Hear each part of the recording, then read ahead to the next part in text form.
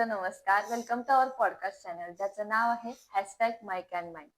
जिंदगी बेवफा है, मौत तो एक दिन मुअय्यन है, दर्द तो है, बस इंतजार करो, जिंदगी निहाल है.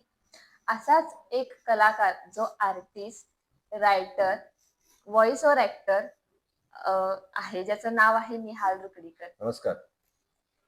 सो निहाल, मला पहिल्यांदा हे जाणून घ्यायला आवडेल की तुझं जन्म कुठला आहे आणि तुझं बालपण कसं आणि कुठे गेलं?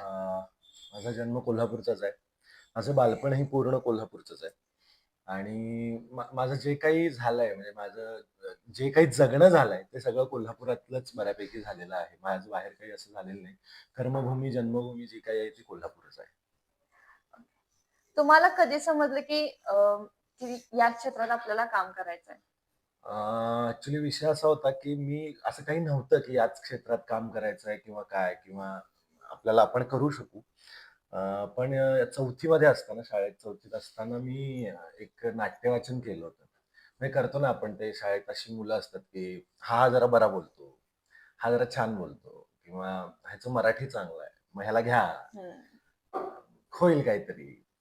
भले नंबर नाही येऊ दे, पण आपला सहभाग शाळेचा लागेल. अशा पद्धतीनं ते एक रायगडाला जेव्हा जाग येते नावाचं नाटक आहे कानेटकरांचं.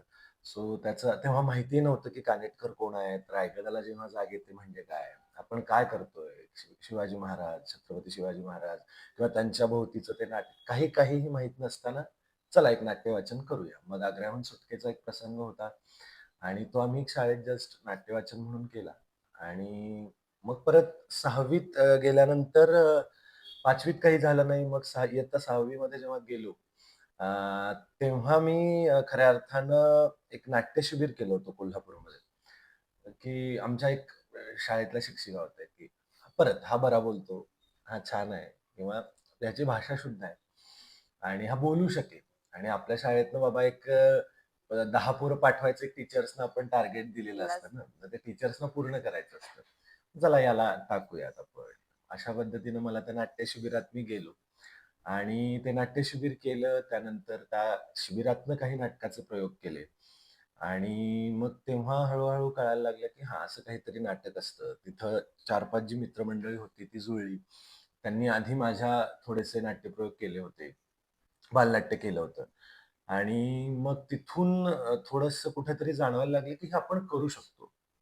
हे आपल्याला जमतंय, हे आपल्याला आवडतंय. सगळ्यात महत्त्वाचं म्हणजे काय, की हे आपल्याला आवडतंय आणि इथल्या लोकांचा सहवास, इथल्या माणसांचा जो काही एक ते भारी वाटतंय. सो आपण हे करूयात आणि करियर असं काही ॲज सच तेव्हाच करायचं असं काही डोक्यात नव्हतं. पण हे करूयात. आणि मग त्यात पहिलं नाटक विजय तेंडुलकरांची एकांकिका आहे चिमणा बांधतो बंगला. सो ते एक बालनाट्य होतं आणि अगदीच मी 6वी-7वीत असताना ते ते बालनाट्य केलं होतं. सो ते बालनाट्य झालं आणि त्यानंतर मिशन मम्मी डॅडी नावाचं एक नाटक होतं 2 अंकी. माझ्या आयुष्यातलं पहिलं 2 अंकी नाटक. सो ते एक 2 अंकी नाटक मी त्याच पिरियडमध्ये केलं आणि त्याचे मला वाटतं जवळ-जवळ 80 ते 85 प्रयोग मी केले स्वतः. त्यात वेगवेगळ्या रोल्स म्हणजे त्यात बरेच रोल होते आणि वेगवेगळे रोल मी प्रत्येक प्रयोगात करायचो, की आज ह्या प्रयोगाला हा नाहीये, मग ह्याचा रोल हा करू दे. हा नाहीये, मग ह्याचा करूया. असं करत मग नाटकाच्या जे म्हणजे काय म्हणतो आपण एक सपोर्टिंग ॲक्टर पासून एक प्रमुख भूमिकेतला त्या नाटकातला कलाकार, अशा पद्धतीनं त्याचे एक 80 प्रयोग माझे झाले.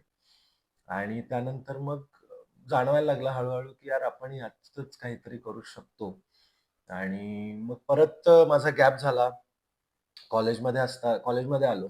10वी वगैरे झाली. शाळेत बरीच बक्षिसं मिळवली. बेस्ट ॲक्टर असेल, रायटिंग असेल, डिरेक्शन असेल. माझ्या शाळेनं मला खूप काही सपोर्ट केला. खूप चांगला प्लॅटफॉर्म मिळवून दिला आणि माझ्या शाळेला मला वाटतंय, की माझी शाळा विद्यापीठ हायस्कूल कोल्हापूर ही भवानी मंडपात आहे आणि तिथे माझं सगळं 1ली ते 10वीचं शिक्षण माझं तिथं झालं. सो तिथे शाळेत असताना अशी गोष्ट झाली, की आमच्या शाळेला मुख्याध्यापक संघ नावाचा एक कोल्हापुरात संघ आहे. तर त्याच्या स्पर्धा असायच्या. नाट्यवाचन, नाट्यछटा आणि एकांकिका, एकपात्री. सो तेव्हा मग त्या स्पर्धांमध्ये भाग घ्यायला लागलो. आणि ते म्हणतो ना, की शेर के मुँह को खून लग जाता है, तो वो खुंखार बन जाता है. तर तसं बक्षीस मिळालं. बेस्ट ॲक्टर मिळालं. सगळं यायला लागलं. शाळेला चांगले अचीव्हमेंट्स मिळायला लागल्या. शाळेत कौतुक व्हायला लागलं. वो स्कूल के हम सलमान खान बन गए. तर शाळेत जरा जास्त रिस्पेक्ट मिळायला लागला, की ठीक आहे, अभ्यासात नाही आहे, पण अभ्यासात पण होतो, पण माझं गणित एकतर कच्चं होतं. माझं अल्जेब्रा, जॉमेट्री हा माझा सगळ्यात वाईट विषय होता. मला मला वाटतंय मला काहीतरी 10वी ला 55 काहीतरी समथिंग मार्क आहेत फक्त मॅथ्सला. बाकीच्या विषयांना मला 80-85 असे मार्क आहेत. फक्त माझं मॅथ्स 55 मार्काचं झालं. सो ते असं होतं, की अभ्यासात नाही ठीक आहे, पण ह्यात आहे. सो एक वेगळा एक तो रुबाब असतो रुबाब. ना शाळेत. सो तो एक रुबाब झाला होता. आणि 10वी पर्यंत मग शाळेत मी खूप नाटक केलं. एकांकिका स्पर्धा केल्या, बालराज्य नाट्य स्पर्धा केल्या आणि त्याच्यात बक्षिसं मिळाली. आणि मग ठरवलं, की आपण यात करियर करू. मग कॉलेजचा प्रवास सुरू झाला. मग 11वी-12वी तर माझे काही पर्सनल रिझन्स होते, त्यामुळे मी नाटक करू शकलो नाही. फर्स्ट इयरला आल्यानंतर मग डायरेक्ट पुरुषोत्तम करंडक केला. माझं कॉलेज अर्थात विवेकानंद कॉलेज. आणि त्याला येण्याचं कारण माझं वेगळं होतं. पण घुसलो कल्चरलमध्ये. आणि मी बोलायला काही आता हरकत नाही. माझ्या शाळेतल्या प्रेमापोटी मी तिथे ऍडमिशन घेतली. आणि तेव्हा माहिती नव्हतं की कल्चरल वगैरे ॲज सच काही असतं, अशा स्पर्धा असतात. पुरुषोत्तम करंडक ऐकून कुठेतरी माहिती होतं. एकांकिका स्पर्धा ऐकून माहिती होतं. पण घुसलो कल्चरलमध्ये. आणि तिथे मग पहिली एकांकिका केली पुरुषोत्तम करंडकला, तिलांजली नावाची. सुदर्शन खोत त्याचा रायटर, डिरेक्टर होता. आणि तोही काम पण करायचा त्याच्यामध्ये. सो आम्ही ती एकांकिका केली. आणि मग जो काही एक प्रवास सुरू झाला, की मग ठरवलं की आपण ह्यातच काहीतरी करू. भले ऍक्टिंग नाही झाली तर आपण व्हॉइस ओव्हर करू. सो माझा एक बी प्लॅन मी तयार करून आता माझी वाटचाल सुरू. तू म्हणला तसं ह्या पूर्ण वाटचालीनंतर तुझा हा त्यात आनंद मिळाला. त्यानंतर तू ठरवलंस की नाही बाबा आपण यात करियर करू. हम्म. त्यात तू इन्स्पिरेशन म्हणून कोणाला बघितलंस? सगळ्यात आधी काय होतं, की माझे बाबा जे आहेत ते क्लासिकलमध्ये विशारद आहेत. म्हणजे त्यांचा क्लासिकल सिंगिंगचा थोडासा मला एक मिळालेला जर्म आहे. मी पण बरं गातो. चांगलं गात होतो, पण आता आवाज नसल्यामुळे बरं गातो. आणि थोडंसं बेसिक स्वरज्ञान आणि या गोष्टी मला माझ्या बाबांकडनं मिळाल्या. माझे बाबा शिवाजी विद्यापीठात म्युझिक अँड ड्रामा डिपार्टमेंटला होते.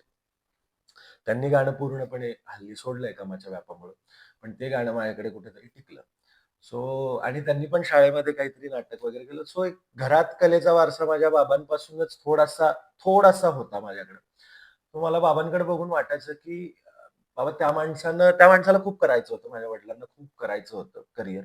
पण तत्कालीन तेव्हाची घरची परिस्थिती आणि त्या सगळ्या गोष्टी प्रत्येकाची जी एक टिपिकल स्टोरी असते, तशी माझी नाहीये, पण माझ्या बाबांची आहे. सो ते घरची परिस्थिती आणि ह्या गोष्टी, मग ते झालं नाही त्यांच्याकडनं. म्हटलं आपण काहीतरी करू. मग फार काही ग्रेट अजून तरी केलेलं नाहीये, पण जे आहे ते करतोय. अशा पद्धतीनं चालू आहे. सो पहिलं इन्स्पिरेशन माझे वडील होते.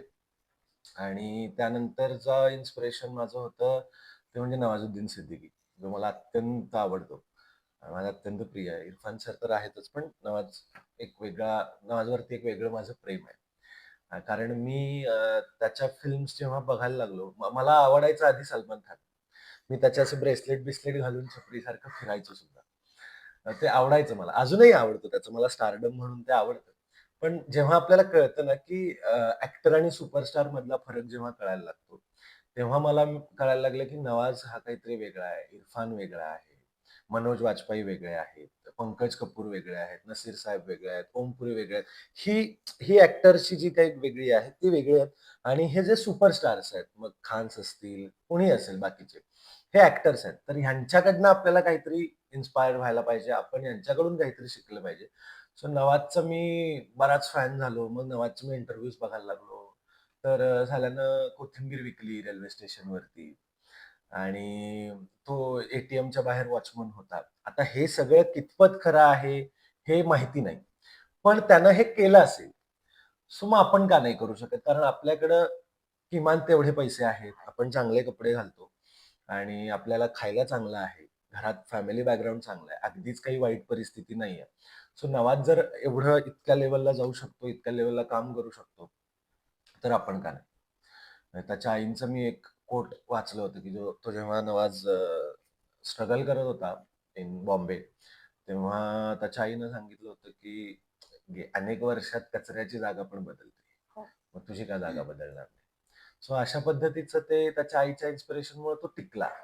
आणि आज मला असं वाटतंय की त्याचं शूल मधलं काम बघा तुम्ही, सरफरोश मधलं काम बघा, अगदी म्हणजे जाता जाता केल्यासारखं ज्युनियर आर्टिस्टनं त्यानं काम केलंय. आणि आज तोच मनोज वाजपेयी मधला, शूल मधला मनोज वाजपेयी, आणि आज गँग्स ऑफ वासेपूर मधला नवाजचा मनोज वाजपेयी बरोबरचा रोल, हा जो काही एक ग्राफ आहे, हा ग्राफ इन्स्पायर करणार आहे.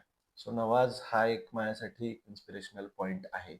इरफान सर सुद्धा आहेत, हे माझं इन्स्पिरेशन.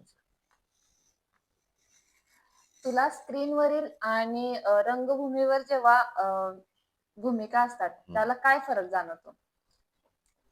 मला असं वाटतं की नाटक हे, सगळेच म्हणतात की खूप प्रयोग आहेत, आणि नाटक म्हणजे हा एक प्रयोग आहे, आणि स्क्रीनवरचे तुम्हाला तिकडे रिटेक आहे. असं वाटतं की दोन्हीकडे सेमच काम असतं. फक्त हा मुद्दा बरोबरच आहे की रिटेक आणि टेक, पण नाटक करणं जास्त अवघड आहे. सगळं सिरियल करणं, फिल्म करणं पण तितकंच अवघड आहे. कारण त्या कॅमेऱ्याचा जर सेन्स तुम्हाला नसेल, तर नाही तुम्ही करू शकत सिरियल आणि फिल्म. नाटकात काय होतं की तुम्हाला प्रेक्षकांशी डायरेक्ट कनेक्ट आहे. बरं, तुम्ही प्रेक्षकांच्या डोळ्यात बघताय, नाही बघताय, त्यानं काही फरक फरक पडत पडत नाही. नाहीये. किंवा तुम्ही कुठे तिसरीकडेच बघताय तर इट्स ओके. पण मला जेव्हा मी कॅमेऱ्यासमोर काम करतो, तेव्हा काहीतरी त्याला एक टेक्निकल रूल्स आहेत. त्याला काहीतरी टेक्निकल ॲस्पेक्ट्स आहेत. म्हणजे इथे जर माझा हा कॅमेरा लागलाय आणि डिरेक्टरनं मला सांगितलंय की तुला यात नाही बघायचं, तुला इकडे बघून बोलायचंय. तर मला ते मी कितपत दिसतोय, मी क्लोज शॉट आहे का माझा, किंवा माझं वाईड शॉट लागलाय का, या सगळ्या गोष्टींचं बेसिक नॉलेज. म्हणजे असं काही नसतं की खूप काहीतरी थेरॉटिकल नॉलेज पाहिजे तिथं काम करताना, नाही. पण एक बेसिक नॉलेज असेल तर तिथे काम करणं सोपं आहे. आणि तिथेही तेवढीच मेहनत आहे, इकडेही तेवढीच मेहनत आहे. पण काय होतं ना की सगळ्यात महत्वाची गोष्ट म्हणजे प्रॅक्टिस. सिरियल आणि फिल्म्सला तुम्हाला प्रॅक्टिस करायला जागा नाही. नाटकात मला प्रॅक्टिस करायला जागा आहे. आणि मी म्हणजे 5 दिवस सुद्धा तालीम करू शकतो आणि 5 महिने सुद्धा तालीम करू शकतो. म्हणजे माझा जर कॉन्फिडन्स, मी जगातला कोणीतरी एक ग्रेट ॲक्टर असेल, बाबा माझं 5 दिवसाच्या तालमीवरती होतंय, तर तो 5 दिवसात सुद्धा ग्रेट काम करू शकतो. No doubt. म्हणजे नसीर साहेब आत्ता करत नाहीत. ते पण 3-4 महिने तालमी करतात. पण नसीर साहेबांना जर माझ्या कंपॅरिझन न केलं नसीर साहेबांशी, किंवा आमच्यासारख्या सामान्य माणसाचं, तर नसीर साहेब 5 दिवसात उभारू शकतात की नाटक करायला. पण आम्ही नाही उभारू शकत. तर आम्हाला 5 महिने, 3 महिने, 2 महिने तालमी पाहिजेतच. कारण ते त्या लेव्हलला गेलेले आहेत. बरोबर. ते तेवढे ग्रेट आर्टिस्ट 100% आहेत. ते तेवढे ग्रेट ॲक्टर आहेत. पण तेच परत की तू म्हणालीस तसं की स्क्रीन आणि नाटक, तर मला वाटतं की प्रॅक्टिस हा सगळ्यात महत्वाचा त्यातला मुद्दा आहे. त्यात बाकी म्हणजे कॅमेरा आणि प्रेक्षक, हा मला फरक जास्त जाणवत नाही. मला फरक त्यातला जाणवतो तो प्रॅक्टिसचा जाणवतो. कारण मला सीरियलला स्क्रिप्ट येते. आज सकाळी माझी 9ची शिफ्ट लागते. मी सीरियलला स्क्रिप्ट येते, मी वाचतो. मी जातो, उभारतो. मला डायरेक्टर सांगतो, "हा मार्क आहे. तुला हे करायचंय." मी ते करतो. मी बोलतो. डायरेक्टरच्या मनासारखं नाही झालं तर तो परत टेक घेतो, निघतो. तिथे मला प्रॅक्टिस ॲज सच करायला काही फार स्कोप नाहीये, की नाही. चला आपण एक रन थ्रू करूयात. नाटकात जशी असते, की एक रन थ्रू अजून करूयात म्हणजे जरा मजा येईल, जरा अजून ताकदीनं परफॉर्मन्स होईल. असं काही सीरियलमध्ये नसतं.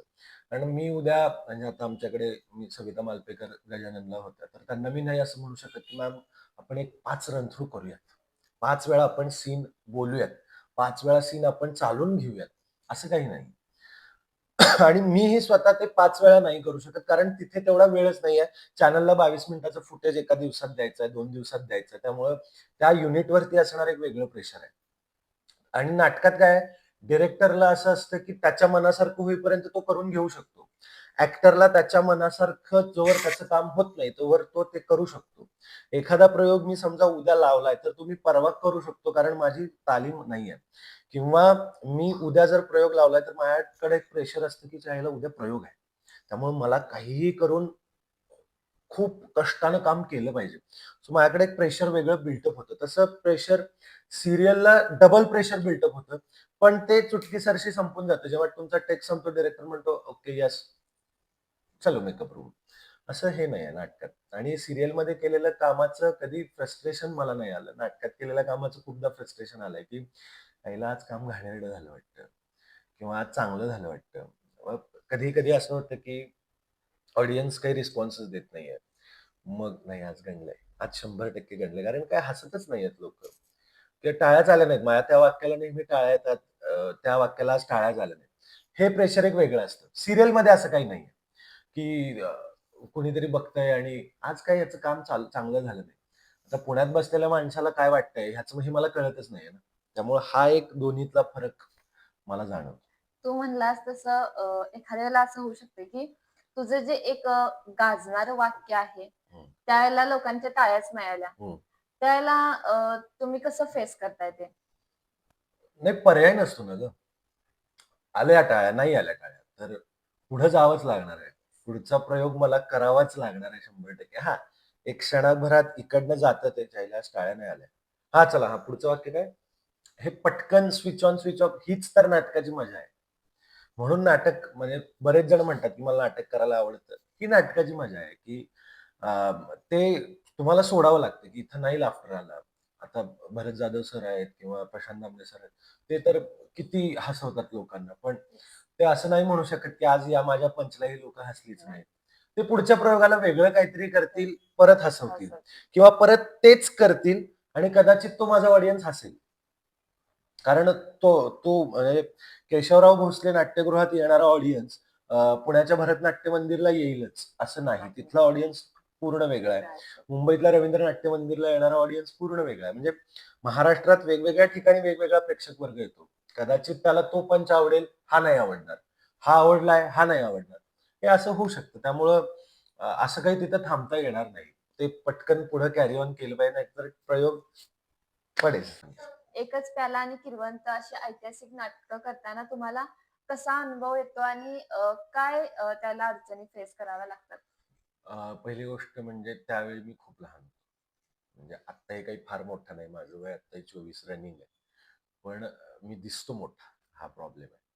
आणि मी तेव्हा खूप लहान होतो. शाळेत वगैरे होतो आणि अ, दिसायचो मोठा ना गं. त्यामुळं नाटकात घ्यायचे, की बाबा मोठ्यांचं नाटक आहे, हा खपून जाईल. घ्या. अशा पद्धतीने कारण मी दिसायचो तेव्हा मोठा, आत्ताही मोठा दिसतो. कारण मला त्या गोष्टीची खूप वाईट वाटतं, की मला आजपर्यंत जे 60 to 70% रोल मिळालेत, हे माझ्या वयाच्या नंतरचे आहेत. अगदी खूप कमी वेळेला मला असं झालंय, की हा रोल 24 वर्षाचा आहे किंवा हा 30च्या आतला आहे. नाहीतर सगळे रोल माझे तिथल्या पुढचे आहेत. आणि किरवंत आणि एकच पालाबद्दल बोलायचं झालं तर एकच पालामध्ये मला वाक्यही नव्हतं. मी नुसता तिकडे उभा राहायचो. आणि किरवंत नावाच्या नाटकामध्ये माझी गणू नावाचा रोल होता. तो एक गावातला गावकरी आहे आणि ते सगळं नाटक हे किरवंताचं काम करणाऱ्या ब्राह्मण कुटुंबावरती ते नाटक होतं. प्रेमानंद गजवींचं अत्यंत गाजलेलं ते नाटक. आणि राज्यनाट्य स्पर्धेला ते सादर करायचं होतं. आणि मला ॲक्चुअली घेतलं होतं एका वेगळ्या रोलसाठी. मग तो ॲक्टर आला नाही. मग तो ॲक्टर बिझी आहे. मग हा करेल. ह्याला घेऊया. ह्याला मला घेतला. मग आणि मला ह्या नाटकांमधून मला जर काही मिळालं असेल, तर त्या नाटकांमधून मला खूप शिकायला मिळालं. सगळ्यात पहिली गोष्ट म्हणजे कोल्हापुरातले जे काही आत्ता किंवा तेव्हा जे कोणी एक चांगले ॲक्टर्स किंवा आम्ही जे सीनियर्स ॲक्टर किंवा लहान मुलं ज्यांच्याकडे बघून शिकू शकतात, असे सगळे ॲक्टर्स मला तेव्हा माझ्या अराउंड होते. आणि मी त्यांच्याकडे बघून हां, हे नाही करायचं आहे, हे करायचं आहे. ह्यांची कामाची पद्धत काय आहे? हे काय करतात? हे नाही काय करतात? हे सगळ्या गोष्टी मला तेव्हा बघायला मिळाल्या. म्हणजे एकच प्यालामध्ये तर रांग होती अक्षरशः. कारण तो आर्य मदिरा मंडळाचा सीन होता. त्यात कोल्हापुरातले नावाजलेले सगळे कॉमेडी कलाकार होते. जे लोकांना अजूनही माहिती नाहीयेत. म्हणजे ते काही प्रसिद्धीच्या झोतात नाहीयेत किंवा ते लोकप्रिय नाहीयेत. पण जे एक नाटक म्हणून त्याचे जे काही टेक्निकॅलिटी आणि रूल्स आहेत, तर त्यातले ते बाप कलाकार आहेत. माझ्या दृष्टीनं, की त्यांचं टायमिंग, त्यांचा कॉमिक सेन्स हा कमाल आहे. सो असे आर्टिस्ट त्यात होते. त्यामुळं ते कॉमिक सेन्स बघायला मजा यायची आणि शिकलो खूप. एकच प्याला आणि किरवंतमधनं आणि मग किरवंतमधून अनुभव मिळाला. मोठ्या लोकांच्या सोबतचं काम मिळालं. असा एकूण अनुभव. वेळेला डिरेक्टिंग, ऍक्टिंग किंवा रायटिंग करताना काही तारेवरची कसरत होते काय? अं, मी हे खूपदा माझ्या मित्रांच्यात बोललो. म्हणजे माझे रायटर जे कोणी मित्र आहेत, तर मी त्यांना खूपदा बोललोय, की रायटिंग ही जगातली सगळ्यात अवघड गोष्ट आहे. आणि acting comparing to writing and direction सोपी आहे, असं मला नेहमी वाटतं. कारण मी जेव्हा लिहितो, मी काही फार अजूनपर्यंत नाटक अशा स्वरूपात लिहिलेलं नाहीये. फार थोडं-थोडकं लिहिलंय आणि जे लिहिलंय ते पण मी 10 जणांशी चर्चा करून लिहिलेलं आहे. कारण मला नाही तितकं रायटिंगचा सेन्स नाटकातला असं वाटतं. कारण काय सेन्स नाही इन द सेन्स काय, की रायटिंग ही अशी गोष्ट आहे ना, की तुम्ही त्याच्याबद्दल शुअरिटी देऊ शकत नाही. म्हणजे काही रायटर्स आहेत म्हणजे जे आता प्रोफेशनल रायटर्स आहेत किंवा माझे गुरु आहेत विद्यासागर अध्यापक सर. तर ते नाटकाबद्दल त्यांच्या खूप शुअर असतात. कारण ते रायटिंग त्यांचा तो पॅशन झालाय किंवा तो आता एक त्यांचं प्रोफेशनलिझम झालंय. की ते त्यांच्या कंटेंट बाबतीत शुअर असतात, की मी हे का लिहिलंय किंवा माझ्या कॅरेक्टरचं नाव हे का आहे? मी हे वाक्य का लिहिलंय? मी हा शब्द या शब्दाच्या नंतर का लिहिलाय? आणि याचा रेफरन्स कुठं आहे? हे सगळ्या बाबतीत त्या माणसाचा इतका डीप स्टडी असतो. तेवढा डीप स्टडी मला वाटतं, की माझा नाहीये. आणि मला ते 10 वेळा मी असा विचार करतो, की अ, हे बरोबर आहे का? मग हे इथं तुला काय वाटतंय, की हा स्क्रीन प्ले कसा वाटतोय? किंवा ही इकडं गेली तर कसं वाटेल? हा इकडं आला तर मग या स्टोरीत इथं आपण काही म्युझिक दिलं का? ह्या गोष्टीबद्दल काय होतं, की मी 10 जणांना विचारतो. त्यामुळे मी रायटिंग बाबतीत माझ्या शुअर नसतो. पण दुसरा एक एडव्हांटेज असा होतो, की मी जेव्हा रायटिंग करत असतो आणि डिरेक्शन पण करत असतो, तेव्हा माझ्या डोक्यात माझं व्हिज्युअल रेडी असतं. की मला माझ्या स्टेजवरती दाखवायचं काय आहे. मीच लिहिल्यामुळं माझा सीन जेव्हा माझ्या डोक्यात येतो, की हा माणूस इथे उजव्या बाजूला उभारणार, ही इथे डाव्या बाजूला उभारणार किंवा यांचं असं कंपोझिशन लागेल आणि मग तो इकडे एक्झिट घेईल. हा माझा एक सेट साधारण असेल. सेटचं डिझाइन माझं हे असेल. सो हे माझ्या डोक्यात रायटिंगच्या प्रोसेसपासून यायला लागतं. त्यामुळे मग जेव्हा स्वतःचं रायटिंग असतं ना, तेव्हा डिरेक्शन करायला फार अवघड जात नाही. असं माझं स्वतःचं मत आहे आणि बाकीच्यांचं अजून काही वेगळं असू शकेल. पण माझं असं स्वतःचं मत आहे, की रायटिंग केल्यानंतर डिरेक्शन करताना फार अवघड होत नाही. मग राहिला भाग ॲक्टिंगचा, तर ह्या तिन्ही गोष्टी एकत्र होऊ शकत नाहीत. म्हणजे तुला रायटिंग पण तू करणार, डिरेक्शन पण तू करणार आणि ॲक्टिंग पण तू करणार. हे नाही होऊ शकत असं माझं स्पष्ट मत आहे. कारण काय होतं, ठीक आहे डिरेक्शन पर्यंत तू करशील, की एक मी स्क्रिप्ट लिहिलं, मी ते बसवलं. पण आता मी जेव्हा ॲक्टिंगला तिकडे जाणार आहे, तेव्हा मी कसं काम करतोय किंवा मी कसा दिसतोय, हे बघायला कुणीच डिरेक्टर पुढे नाहीये. ते माझं मलाच करावं लागेल. आणि मी ते नाही करू शकत. कारण समज मी एक 5 जणांचं नाटक लिहितोय किंवा दोघांचं नाटक लिहिलंय. तर मी त्या 5 जणांपैकी 4 जणांचं सगळं बसवलं. ओके. मग तू ही इमोशन दे, तू ही इमोशन दे, हे वाक्य असं घे, हे तसं कर, हे असं कर. मग तू इकडे एक्झिट घे, तू एंट्री इकडे कर. मी स्वतःला काय सांगणार? मी स्वतःला फार तर हे सांगेन, की इथे ही इमोशन मी द्यायला पाहिजे. मी ते इथं थोडंसं रडणं अपेक्षित आहे. पण मग मी जर जास्त रडत असेल किंवा मी कमी रडत असेल किंवा माझं इमोशन समोरच्यापर्यंत पोहोचत नसेल, तर समोर तिथं जज करायला मला कोणीच नाहीये. कोणीच नाही. ते माझं मलाच मग कुठेतरी मग त्या लेव्हलचा मी डिरेक्टर पण पाहिजे, की माझं मलाच कळतंय, कळतं. की आता माझ्या इमोशन्स काय चाललेत. आणि तसे डिरेक्टर्स नाही आहेत. म्हणजे तसं होऊ शकत नाही. म्हणजे इतिहासात किंवा आत्ताही खूप डिरेक्टर्स असे असतील, की ज्यांना ते जमत असेल. पण माझ्या बघण्यात किंवा मी अनुभवलेल्या प्रोसेसमध्ये मला नाही वाटत, की डिरेक्टरनं ॲक्टिंग केल्यानंतर ते सोपं जातं. ते त्याला खूप अवघड जातं आणि खूप कष्टानंतर, खूप प्रयोगानंतर मग ते आपण साध्य करू शकतो, की बाबा हा मीच रायटर आहे, मीच डिरेक्टर आहे आणि मीच ॲक्टर आहे. हे होऊ शकतं. त्यामुळं रायटिंग ही जगातली खूप अवघड प्रोसेस आहे. रायटिंग, डिरेक्शन हे एकाचं असेल तर ते बिट सोपं आहे. पण रायटिंग, डिरेक्शन, ॲक्टिंग हे तिन्ही अवघड आहे. एकत्र अशी करायला. अशी एखादी भूमिका जी तुला आवर्जून करायला आवडेल? मी तुला म्हणतोय तसं, की माझ्या वयाच्या भूमिका आपल्याला करायला आवडतात. अर्थात त्या कोणी देणार नाही त्याच्यावरनं चेष्टाही होते माझी, की तू तुझ्या वयाचा दिसत नाहीस रे. त्यामुळं मग तुला मोठ्यांच्या भूमिका कराव्या लागतील.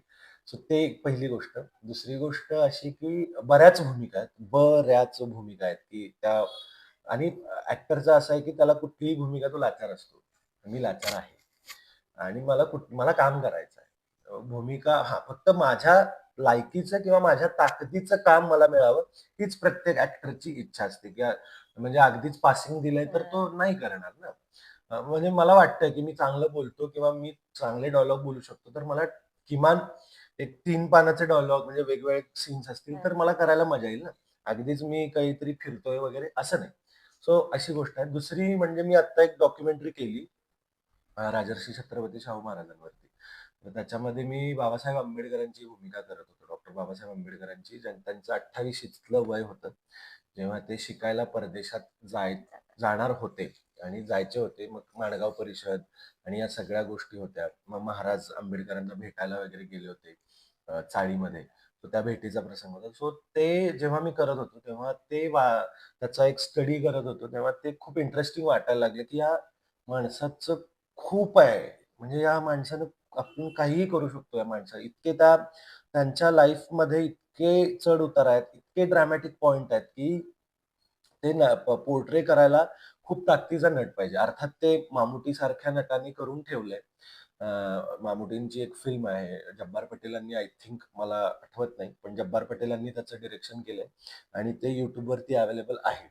सो मामुटींनी जो काही एक बाबासाहेब आंबेडकर केलाय, तो कमालीचा केलाय. म्हणजे साऊथमधल्या या ॲक्टरनं आपल्या महाराष्ट्रातल्या एखाद्या महापुरुषाची इतकीच सुंदर पद्धतीनं भूमिका करणं, हे तू नाहीच इमॅजिन करू शकत. पण मामुटींनी खूप अफाट काम केलंय त्याच्यामध्ये. सो ते मी बघत होतो आणि मला वाटतं की त्यांची भूमिका एक फुल फ्लेज करायला मला आवडेल. कारण त्यांचं जे काही एक आयुष्य आहे, तो माणूस अफाट होता आणि त्या माणसातल्या आयुष्यातले ड्रामॅटिक पॉइंट्स जे आहेत, ते खूप कमाल आहेत. म्हणजे त्या माणसाला जो एक लव्ह अँगल सुद्धा आहे ना, म्हणजे रमाई जे आहेत, तर त्यांना खूप सुखात ठेवायचं होतं. पण ते त्यांना सुखात ठेवू शकले नाहीत. आणि कारण त्यांच्या त्या शिक्षण आणि सगळ्या सामाजिक कार्यामध्ये ते जेव्हा गुंतले होते, ते त्यांना सुखी ठेवू शकले नाहीत.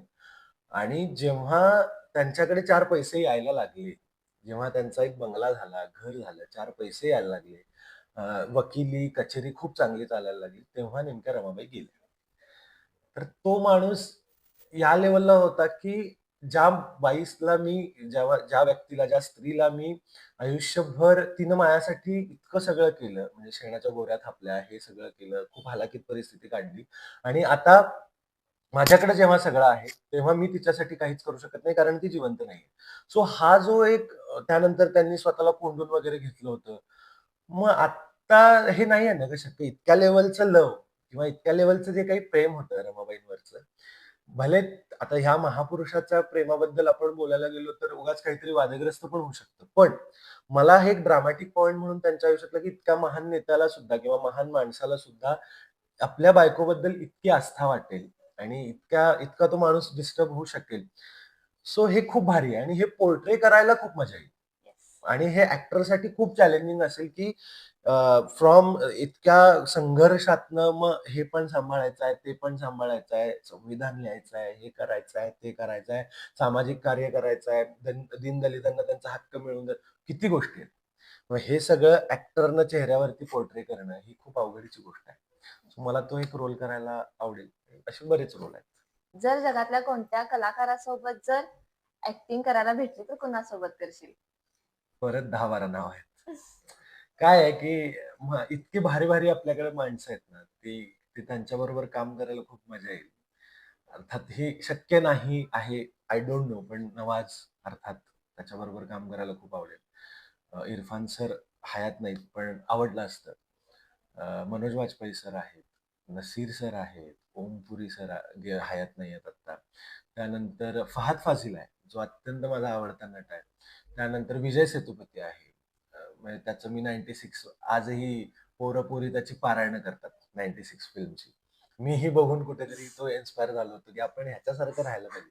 म्हणून आयुष्यभर असं राहायचं. सो ते विजय सेतुपतीचं एक जे काही काम आहे. सो विजय सेतुपती, फहाद फाजील आणि आपली ही गजराज सिंग आहेत. तुम्ही त्यांचं तलवार मधलं काम बघा. सो हे काही एक मोजके नट आहेत, की ज्यांच्याबरोबर काम करायला नक्कीच आवडेल. तुझ्या कधी लक्षात आलं की तू व्हॉइस ओव्हर आर्टिस्ट बनू शकतोस? अ, कोल्हापुरातलेच एक नावाजलेले व्हॉइस ओव्हर आर्टिस्ट आहेत. म्हणजे भरत दैनी सर आहेत, विश्वराज जोशी आहेत, स्वप्नील राजशेखर सर आहेत, त्यानंतर समर्थ कशाळकर आहेत, निनाद काळे ऑफ कोर्स, कारण कोल्हापूरचा एक बुलंद आवाज आहे तो. सो ही माणसं ह्यांना माणसांना ह्यांचे आवाज ऐकायचो आणि काय आवाज आहे, काय बेस आहे. तेव्हा एक बेसचा अप्रूव्ह असतं ना, की ऍक्टरला एक बेसचा अप्रूव्ह असतं. बेस असं छान जड आवाजात बोलले की समोरचा काहीतरी मग खुश होतो किंवा त्याला काहीतरी एक भीती पण वाटते आपली. मग हा काहीतरी ग्रेट बोलणार आहे. बेसचा आवाज आला की आपल्याला तसं वाटायला लागतं. सो ते एक बेसचा अप्रूप आणि कौतुक होतं. मग काही जणांकडनं कळलं की तुलाही बेस आहे, मलाही बेस आहे. मग मग म्हणलं ठीक आहे करूया. आणि मग अभिसारला मी जेव्हा जायचो, राजारामपुरीत स्टुडिओ आहे. सो तिकडे माझा मित्र आहे ऋषिकेश कुलकर्णी. सो त्यानं म्हटलं की निहाल एक तुझ्या आवाजात एक ॲड करून बघूयात. मग तेव्हा एक 30 सेकंदाची ॲड आम्ही केली होती. आणि ती ॲड केल्यानंतर असं लक्षात आलं की ह्यात काहीतरी होऊ शकतं. मग हळू-हळू तिथूनच काम जनरेट व्हायला लागलं. मग गणपतीचे सीन असतील, वेगवेगळ्या डॉक्युमेंटरीज असतील.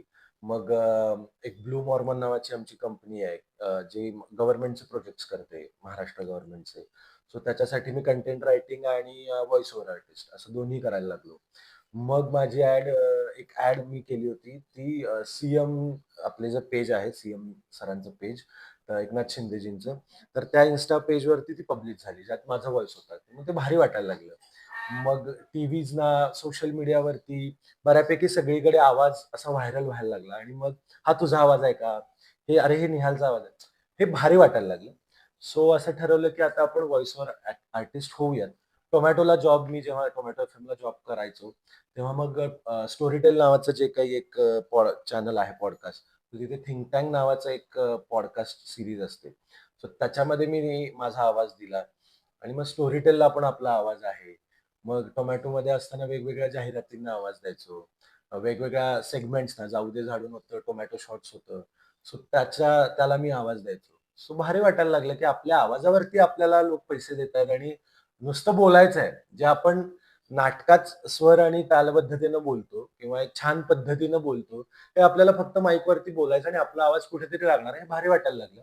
मग म्हटलं, की व्हॉइस ओव्हर आर्टिस्ट आपण होऊ शकतो. मग व्हॉइस ओव्हर डबिंग असतं काहीतरी, की फिल्मला कुणीतरी तिकडे बोललंय आणि आपल्याला त्यानं बरं नाही बोललंय, मग आपण थोडंसं बोलूयात. मग आपण त्याला आवाज दिला. सो डबिंग, व्हॉइस ओव्हर या क्षेत्रात एक काम सुरू झालं. तू हे करता कधी असं प्रॅक्टिस करता पहिली कोणाची अशी मिमिक्री केली आहेस का? हां, खूप जणांच्या ॲक्चुअली सुरुवात केली ती मला वाटतंय असंच मी काहीतरी शोले बघत होतो. मग एके हंगल बसंती अ, जब जब मैं मंदिर की सीढिया मस्जिद की सीढिया चढता हूँ, ते असं तो वाक्य होतं. मग ते लहानपणी करायचो. मग तेव्हा आई म्हणायची, "चांगलं वाटतंय, हे सेम वाटतंय." मग ते वाटत नसेल, पण आई असते ना, ती आपलं म्हणते, "हां, चांगलं आहे. काहीतरी पोरगं क्रिएटिव्ह करतंय, ऐकतंय आणि काहीतरी करतंय." सो ते व्हायला लागलं आणि त्यानंतर मग हळू मिमिक्रीचा एक किडा जागा झाला, की करूयात आपण. मग हळू डेव्हलप करायला लागलो. मग युथ फेस्टिव्हल आलं. मग युथ फेस्टिव्हलला मिमिक्री इव्हेंट मी करायचो. सो अशा पद्धतीनं ते सगळं डेव्हलप होत गेलं आणि मग मिमिक्री आणि स्टँड मग ते दोन्हीचं एक फ्युजन करून काहीतरी करूयात. मग स्टँड आणि मिमिक्रीमध्ये सुरू झालं काही ना काहीतरी. तर आपण छोटासा गेम घेऊया, घेऊया. रॅपिड फायर सारखा, हं. ज्यात मी नाव घेईन, मिमिक्री करायची. ओके. फास्टमध्ये. निळू फुले, मास्तर बाईंना घेऊन वाड्यावर या. नवाजुद्दीन, बाप का, दादा का, भाई का, सबका बदला लेगा रे तेरा फजल रो मत त्रिपुड़िया. ऑगी, ए भैया, क्या कर रहे हो? मैं इन कॉकरोचों को छोड़ूंगा नहीं. मोदी जी, भाई बहनों, देश के 125 करोड़ देशवासियों से मैं ये निवेदन करता एसपी बिन, हूँ. आते जाते हंसते गाते सो जाता मन मन में कहीं पर. होठों की कली कुछ और खिली आज शाम होने आए. टोमॅटो एफएम वरती प्रोग्रामिंग असिस्टंट म्हणून काम करण्याचा एकंदरीत एक्सपिरियन्स कसा होता? ऍक्च्युली तेव्हा कोविड होतं आणि कोविडमध्ये मला तेव्हा जॉब बीब काही नव्हता. मी असंच होतो. म्हणजे आपण म्हणतो ना बोंबल भिक्या अशा पद्धतीचा मी होतो तेव्हा. आणि अचानक एक दिवशी मला सागर सर, माझे विद्यासागर अध्यापक जे टोमॅटोचे स्टेशन हेड आहेत आणि माझे गुरुही आहेत नाटकात, त्यांचा फोन आला की असं असं एक जाऊ दे झाडून नावाचं मी सेगमेंट करतो कोल्हापूरच्या सामाजिक प्रश्नांवरती, म्हणजे रस्ते, खड्डे, हद्दवाढ, ह्याव त्याव, जे आपण रोज करायचं रोजच्या घडामोडींवरती. म्हणलं ठीक आहे, करूयात सर. गेलो, सर म्हटले की जॉब करशील का? म्हणजे माझा एक मित्र होता राहुल सडोलीकर, जो खूप उत्तम जर्नलिस्ट, पत्रकार आहे आणि तो नुकताच सोडून गेला होता आणि त्याच्या जागी तू काम करशील का? समोरून जर जॉबला कोणी विचारलं तर आपले आई बाबा खुशच होतील. म्हटलं चला करूया. आणि मग तिकडे मी जॉईन झालो आणि जाऊ दे झाडून मग सेगमेंट केलं. त्यानंतर टोमॅटो शॉर्ट्स नावाचं एक सेगमेंट केलं. जसं मी तुला म्हणालो की थिंक टँक नावाचं तिकडे स्टोरीटेल बरोबरचं असोसिएशन होतं, ते केलं. आणि तिथले वेगवेगळे सेगमेंट्स, म्हणजे स्टोरीज लिहायचो मी पॉडकास्ट सारख्या, ज्या मी समज आज कोजागिरी पौर्णिमा आहे तर कोजागिरीशी रिलेटेड स्टोरीज असायच्या. आज काही एखादी आरजे मेन्शन नावाची एक गोष्ट असते की आरजे ऍड करतो तुमच्या प्रोडक्टची, तर त्या मेन्शन्स मी लिहायचो कधी कधी. एखादी ऍक्टिव्हिटी करतोय तर त्याचा मी प्रोमोज करायचो, ते प्रोमो मी लिहायचो. ऍडच्या काही गोष्टी असतील ऍक्टिव्हिटीच्या, तर त्या करायचो. ओबी नावाचा एक प्रकार असतो, आउटडोर ब्रॉडकास्ट, जिथं आरजे शी तुम्ही बोलता की मी या ठिकाणी आलोय की आणि इकडे इकडे सगळं असं असं आहे. सो ते आउटडोर ब्रॉडकास्ट ओबी नावाने मी तिकडे करायचो. टोमॅटोतला एक्सपिरियन्स असं म्हणशील तर कॉर्पोरेट कल्चर काय असतं, कारण तोपर्यंत काही माहिती नव्हतं. जॉब काय असतं आणि काय काय कसं असतं, 10 ते 6 आई बाबांनाच फक्त बघितलेलं होतं. पण तिकडे गेल्यानंतर एक असं वाटतं की कॉर्पोरेट कल्चर खूप भारी आहे. आणि तो एक माझा कॉर्पोरेटमध्ये काम करण्याचा एक्सपिरियन्स मला भारी होता. म्हणजे सकाळी 10 वाजता मला तिथे थंब लावायचा आहे. 10 वाजता माझं तोंड दाखवायचं आहे, आज जायचंय, काम करायचंय, 1:30-2 वाजता यायचंय, जेवायचंय, परत जायचंय, काम करायचंय, परत संध्याकाळी 6 वाजता मला तिकडे चेहरा दाखवायचा आहे, अंगठा लावायचा आणि घरी जायचंय. सो एक 10 ते 6चा एक रुटीन माझं ते व्यवस्थित एक सेट झालं. एक्सपिरियन्स दुसरा होता की आपल्याला माणसं कळतात, येस. की खूप लोकांशी आपला तिकडे सहवास येतो. म्हणजे आपल्या कलिग्स असू देत, बॉसेस असू देत, किंवा लोकं असू देत. ओबीच्या निमित्तानं वेगवेगळ्या लोकांशी भेटणं व्हायचं, ॲक्टिव्हिटीजच्या निमित्ताने व्हायचं. आम्ही कोल्हापूरचा नंबर 1 वडापाव होती, शुद्ध शाकाहारी थाळी होती. सो तेव्हा वेगवेगळ्या लोकांशी भेटायचो, बोलायचो. सो तो एक अनुभव होता. त्यांच्याकडनं त्यांची मतं, ऑब्झर्वेशन्स विचारून घ्यायचो. आपल्याला आपल्याही ज्ञानात 4 गोष्टी पडायच्या आणि आपणही काहीतरी त्यांना सांगून त्यांच्या ज्ञानात 4 गोष्टी आपण टाकायचो. सो हे कॉर्पोरेट कल्चर, लोकांबरोबरच्या ओळखी आणि माझे कॉन्टॅक्ट्स, हा मला एक टोमॅटोनं दिला. टोमॅटो झाल्यानंतर मग परत मी सोडलं आणि अश्वमेध नावाची सोशल मीडिया हँडलिंग कंपनी आहे. सो मी तिकडे जॉइन झालो कंटेंट रायटर म्हणून. सो तिकडे परत मी कोल्हापुरातल्या चांगल्या चांगल्या लोकांचे, चांगल्या चांगल्या ब्रँड्सचे, चांगल्या चांगल्या कंपनीचे मी सोशल मीडिया हँडल करायचो. तिकडे त्यांच्यासाठी कंटेंट लिहून द्यायचो. सो तिकडे एक रायटिंगचा एक बेस निर्माण झाला, की आपण हे लिहू शकतो किंवा आपण हे लिहू शकत नाही. कारण तिथे असतं ना गं, की आत्ता काहीतरी कुणाला पुरस्कार मिळाला नेत्यांना, तर टाका पटकन 10 मिनिटात. आत्ता कुठेतरी काहीतरी वाईट घटना घडली, तर त्या नेत्याचं परत त्याच्यावरचं मत आणि ते लगेच तुम्ही हे करावं येस. लागतं. आता काहीतरी ट्रेंडिंग गाणं आलंय, त्या गाण्यावरती त्या प्रॉडक्टसाठी किंवा त्या ब्रँडसाठी मला लिहायचं आहे पटकन क्रिएटिव्ह आणि ते मला पोस्ट करायचं आहे विदिन एन आवर. कारण मग तासाभरानंतर तुमचा तो सगळा संपून गेलेला असतो ट्रेंड. नवीन ट्रेंड सुरू ट्रेंड झालेला असतो. झालं. त्यामुळे ते एक चॅलेंजिंग गोष्ट होती. जॉब अर्थातच चॅलेंजिंग होता दोन्ही. टोमॅटो एफएम वरची एखादी झलक बघायला मिळाली तर आम्हाला खूप आनंद. अ, ठीक आहे. मी एक तिकडे शो केला होता, चल सटक यार नावाचा एक शो असतो तिकडे आता, चालू आहे तो. मी तो एक पावसाळ्याच्या काळात केला होता. आणि एक एक लिंक ऐकवतो फक्त. Welcome to 94.3 tomato FM. तुम्ही माझ्यासोबत आहात. मी निहाल तुमच्या बरोबर. संध्याकाळचे 4:17 आणि 2 सेकंद झालेली आहे टोमॅटो क्लॉकमध्ये. आणि मंडळी, बाहेरचं वातावरण आहे ना, ते खूप भारी झालेलं आहे, भन्नाट झालेलं आहे. आणि आता मला काय वाटतं माहितीये का, ट्रॅफिक बरंच जाम असणार आहे, त्यामुळे रोडवरून बाहेर पडू नका. आणि पावसाळ्यात सगळ्यात मस्त काय असतं माहितीये का, वडापाव. वडापाव एका हातात आणि दुसऱ्या हातात चहा आणि ही मस्तवाली गाणी एन्जॉय करूयात 94.3 टोमॅटो एफएम वर. एकदम फ्रेश कुणाल गांजावालाचा हा ट्रॅक, नदीम श्रवणचं म्युझिक आणि अंजानचे लिरिक्स तुमच्यापर्यंत एकदम फ्रेश. सध्या कोणत्या नवीन प्रोजेक्ट वरती काम चालू आहे का? सध्या ॲक्चुअली तसं बघायला गेलं तर काही मोठा प्रोजेक्ट नाहीच सुरू आहेत. पण सध्या नाटक करायचं आहे. कारण खूप दिवस झालं नाटक केलेलं नाही आहे. हे बाकीचेच व्हॉईस ओव्हर आणि कमर्शियल कामं खूप जोरात व्यवस्थित सुरू आहेत. आणि करायचं आहे म्हणजे नाटक एक करायचं आहे. सीरियल काही आहेत. मग त्याचं कास्टिंग आणि त्या सगळ्या गोष्टींचं बोलणं सुरू आहे. सो ते एक आहे. आणि सगळ्यात महत्त्वाचं म्हणजे एकांकिका करायची आहे, नाटक करायचं आहे. कारण ते खूप दिवस केलेलं नाहीये. आणि अशी एक ती आतनं आलंय, की आता करूयात यार नाटक. बास झालं. काय लोकांसमोर बाकीचंच नुसते आवाज चाललेत, व्हॉईसवर चाललेत, पैसे येतायत. पण एक स्वतः स्टेजवर जाऊन एक जे काही काम करणं असतं ना, तेव्हा जे एक असतं अनुभव, तेव्हा जी फाटलेली असते, ते अनुभवायचं आहे. कार्यक्रमाचा शेवट आता तुझ्या एका शायरीनं होऊ देत.